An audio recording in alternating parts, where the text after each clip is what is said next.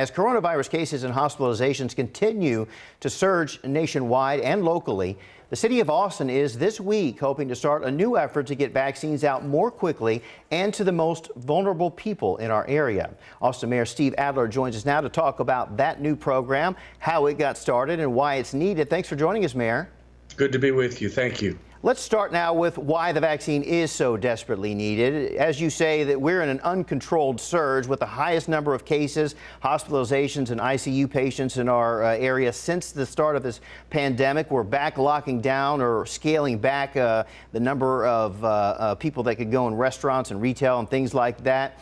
Much of this is caused, people believe, because of the Christmas holidays. So now do you expect it to get even worse as we're going to see the effects of New Year celebrations? I think that's what we've already begun to see with respect to the number of new cases and the number of hospitalizations. We set a record for hospitalizations yesterday. We set a record for ICUs, our 7-day moving average. We set a record for ventilators.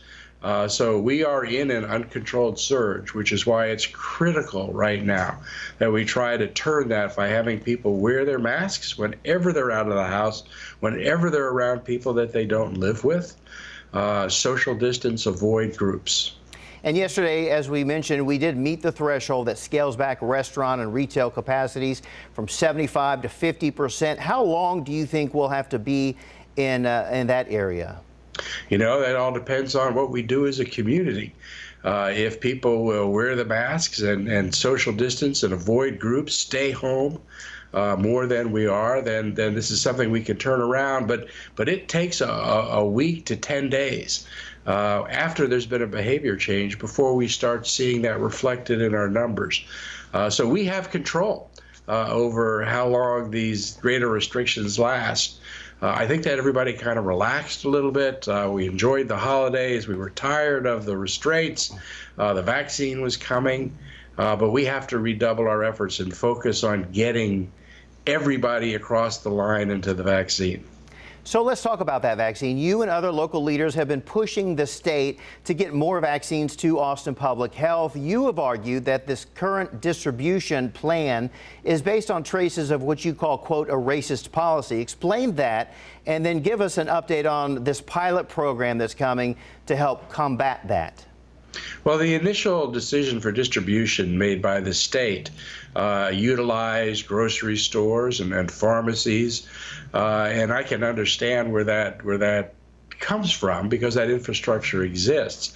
But in a city like Austin, where grocery stores and pharmacies are located on the west side of town, and we don't have as many of those located on the east side of town, that kind of distribution then geographically skews where the vaccine is. We know that the people that are most at risk, most in danger of dying, the people that we have to get the vaccine to live predominantly on the east side of town. So we asked the state, rather than using their old distribution pattern, get it to Austin Public Health. Let us work with community care and peoples. Let us work with the clinics on the east side of town. And we've indicated to them that we could probably get out more vaccine more quickly to people that are most in need, most at risk, and deliver it where they live, on the zip codes that are hardest hit. And we're going to get the chance to do that this week. About 12,000 vaccine doses will come through Austin Public Health in a 7-day period. Here's a headline that is just popping up. It says that you are pushing for individual hospital ICU data as COVID-19 cases skyrocket. Tell us about that and why that is important to get that individual data. Well, you know, we need data in order to be able to model and predict what it is that's happening, as well as to monitor and make sure that we're doing as good a job as we can to stay ahead of this surge. There's only a limited number of ICU beds in the county. and there's a limited number of ICU beds that we can staff.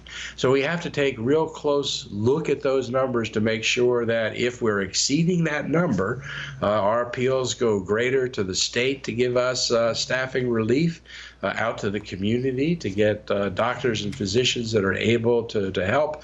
We're standing up an alternate care facility at the convention center that'll take the less serious patients out of hospitals so as to open up more room.